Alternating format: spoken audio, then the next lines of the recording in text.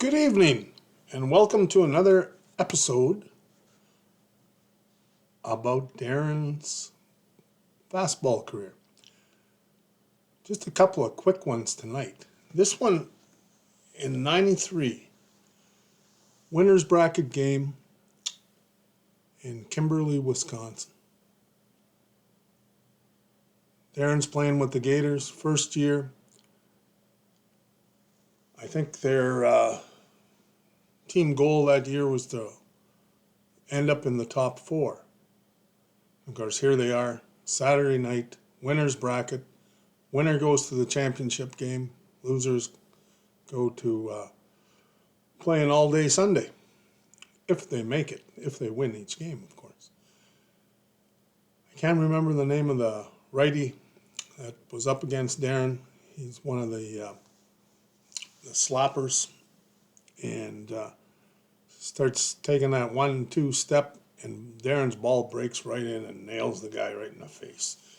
Must have been a glancing blow because the guy didn't, I don't think it broke anything, but dropped him right there. Just, in the crowd, or the fans, the team, everybody's silent. They're hoping the guy's not hurt. He gets back up. I believe he plays the next day. But anyways, then that next guy comes up and hits a shot. Boom. And so Jack Fireman, comes over and says, Corbsy, or he'd call me Joey Corbs. That's what he liked to call me, which was kind of neat. Joey Corbs, we got to get him back into the zone, man. Meet me up in my room at the hotel when you get back. Okay. So off I go to find the wife and kids, and we make our way back to the motel. And took a little while chasing the kids around and grabbing them and that sort of stuff. And by the time I got back there, holy, look at this. By the time I got back there, the Darren was up in Jack's room. They were already talking, and Darren was already back. He was back in the zone. Wasn't freaking out. Wasn't, visually upset. And that's one of his characteristics, too, is to, he gets upset and then he bears down and picks it back up. And then Sunday, it was watching a dream, 3 games in a row and just taking it to them, beats the guys twice there, I believe, Pencore, or National Health, whatever they were called. Sioux City, Iowa, I know they were from there. Anyways, the rest, as they say, is history. And it was so fabulous to see his dad there to enjoy it, his mom, his rest of his family. It was a dream come true, and all those guys, all his teammates dancing on the field was just incredible to watch. And especially the first Canadian team to win the ISCs. A lot of them had been close. And it was incredible. Now, for the second thing is in '95. Actually, I went '94 to watch them in the Gators play in Prince Edward Island, and that was before the fixed link. So, anyways, I can't even remember if it was the Saturday from the winner's bracket or whatnot. But I was watching from the outfield, and Buck, you could see Darren start throwing, and the snap was gone. Fuck, he's hurt, man. I go in there, sure enough, he's hurt, and he can't play the rest of the tourney. But in '95, he made that hell of a comeback. It was wild. I didn't get to watch the whole tournament. I was, I guess, in between. I basically used up all my holidays following Darren around already that year, and so we had a few left. I remember my mom and I jumped in the car and from home here, and uptown Garden River, downtown Garden River. And Mom had she had this, I think it was a 94 white Mustang. And so just lots of power, lots of crazy power. Anyways, we drove out, and it was basically, I think we left in the afternoon after got off work or something. And so from wherever we were, called them. So what are you guys doing? How you doing?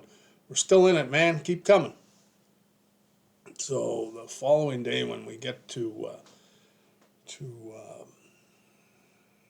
Sioux City, open the door, and it was late afternoon. Open the door, and it was like walking into a wall of heat. Just a wall of heat, I guess, and moisture. It was a very, very moisture-laden air, and I'm thinking, how in the Christ is he pitching in this? Now, I know a lot of times when he's in his zone, when he's in there working, the more he pitches, sometimes it's incredible to watch him because the better he gets. I've seen that happen countless times in our sort of tournaments where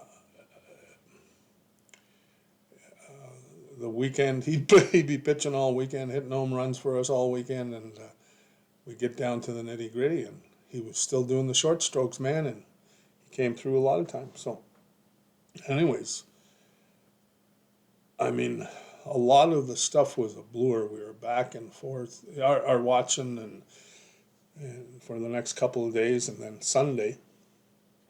I mean, another incredible run. It was funny back in the day. Of course, he's the top dog in our area, and a lot of times when we went tournaments, the thing was, well, you guys were lucky you didn't, you only had to play one game on Sunday and blah blah blah blah. Well, Darren and the Gators never did it the easy way. 93 through the back door after losing the winner's bracket. This time they lost early in the tournament and had to go 10 or 11 games there.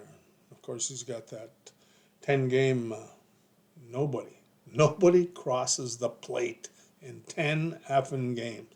Sets a world record for, was it 73 in third inning or whatever, and 150 strikeouts. Just over 2 point whatever per inning. But can you imagine the dominance?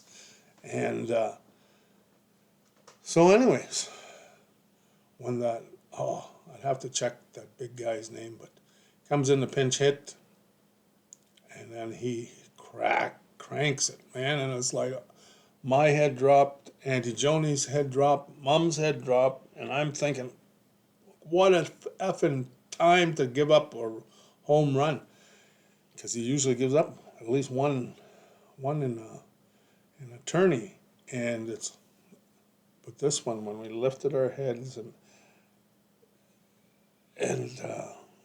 I mean, I don't even know if I watched the ball hit the top of that fence or not, but I seen the results, and it was great that it bounced back in. Darren shut the door.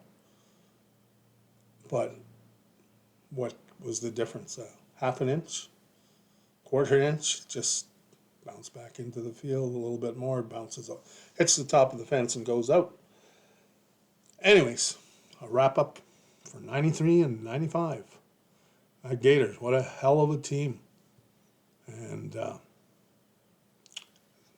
Jack Fireman, great sponsor, got those guys gelled, and he was doing things to get them to that team binded together, and I'm watching and saying, wow, is that ever a neat idea how to do it? And you see those guys,